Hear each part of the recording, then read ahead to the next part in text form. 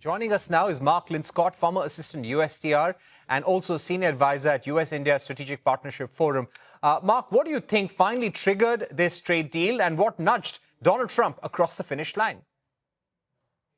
Well, first of all, let's just highlight that it's a fantastic development that this is across the finish line.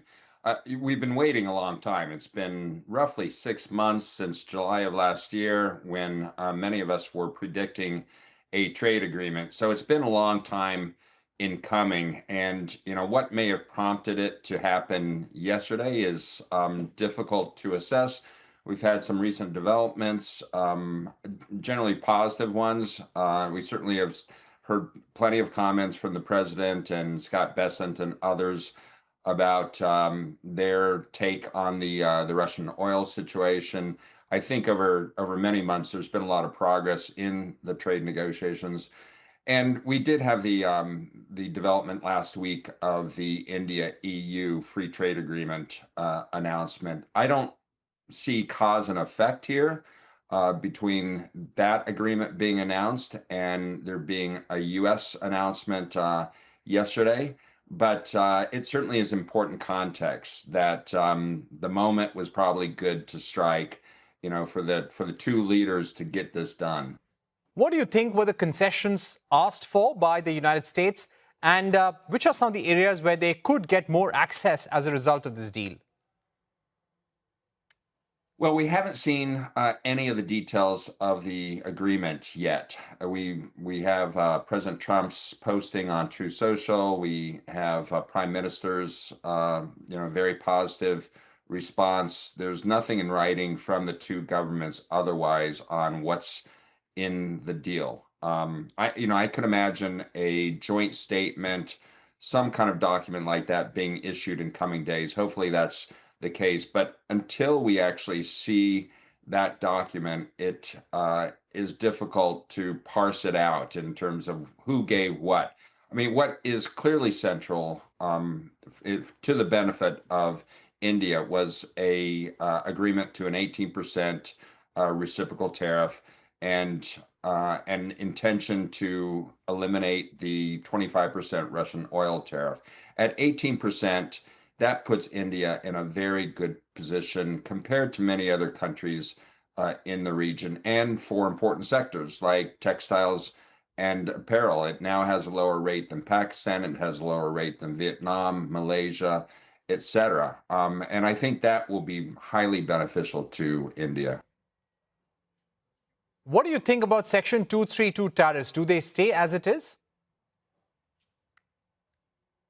And that's a huge question, Parikshit. I've been scratching my head and wondering what's going on with the 232s. There are a number of those that are in place across the board involving imports into the United States from many nations. I think the ones that impact India the most are the steel and aluminum one, which has been in place since the first Trump administration, and the 232 on autos.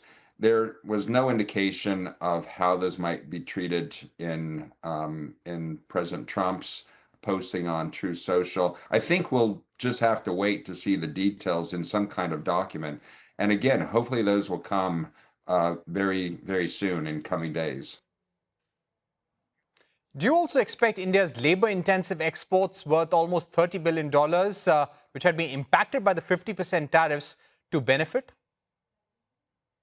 Yeah, exactly. I'm glad you highlighted that particular issue, the labor-intensive sectors, and how India might benefit with respect to the tariff it got. It does have a better tariff. In fact, I think it has one of the lowest tariffs, if not the lowest tariff, for a country that has a trade surplus with the United States. We've been assessing that one of the sectors to be hit hardest by the 50% tariff, and that was the combination of 25% Russian oil penalty tariff and 25% reciprocal tariff, that the sector most affected is textiles and apparel. I think producers have been getting by. They've been able to do some workarounds, but that tariff has been starting to hit. So I think this is a very good development for that sector. And it comes on the heels of the agreement announced last week with the European Union. Again, the textiles sector being one that had the most intense interests involved. So I think this combination of factors, EU deal and then US deal, should do a lot to benefit that sector and others as well. Leather, marine exports, shrimp, frozen shrimp, items like that should benefit. And Mark, you also had Annex 3, which included items such as natural resources, agriculture products, minerals. Now, looking at what has been announced, do you think, and when we compare it to other trade deals that US has reached under Donald Trump, do you think those exemptions will remain for India as well?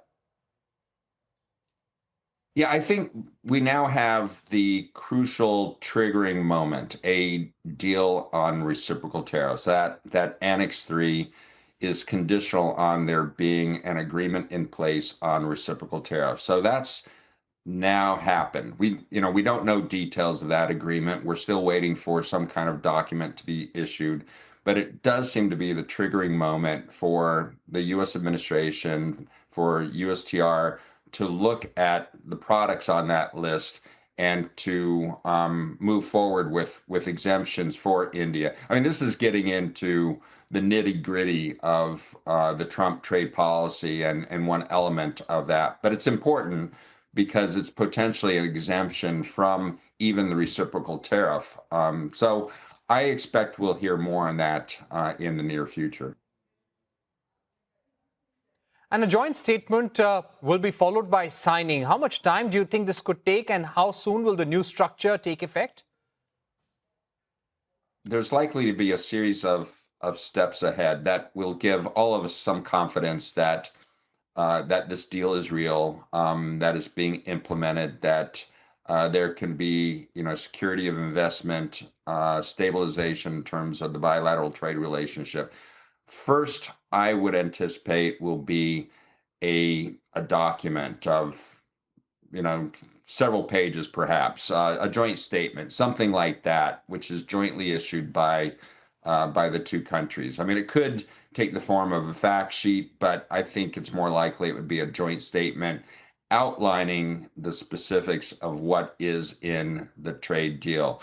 I think the two sides are likely to continue to be working on actual legal text, legally binding text in the form of a formal agreement. That may take a few weeks more. It's a bit hard to predict on that, but the new reciprocal tariff may be tied to that document. And I know the two negotiating teams, and these negotiating teams deserve a lot of credit. The negotiating team from the Office of the U.S. Trade Representative and from the Ministry of Commerce and Industry, they've been working so hard on this negotiation for months now.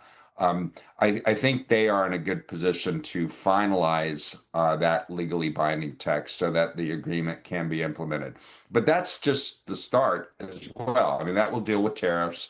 It will deal with a number of non-tariff barriers, which could benefit both sides. But then I think they start the next phase of negotiation, which goes into so-called rules areas. For example, I don't think we're going to see much on digital trade in this first phase, in this first agreement, but I do expect that negotiations will then turn to issues like that.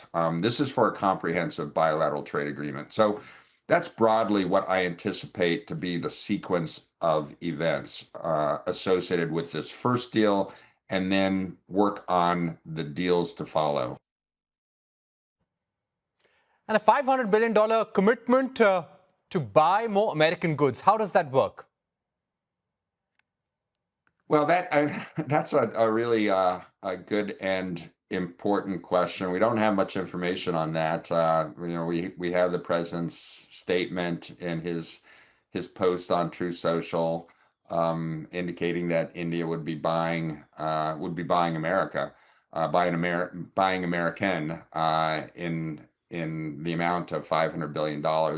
Obviously, that can't happen in matter of a year or years even. I mean, the levels of bilateral trade are just not that high. I could imagine that the understanding is that over time, perhaps a 10-year time frame, we'll see purchases that amount to that kind of value.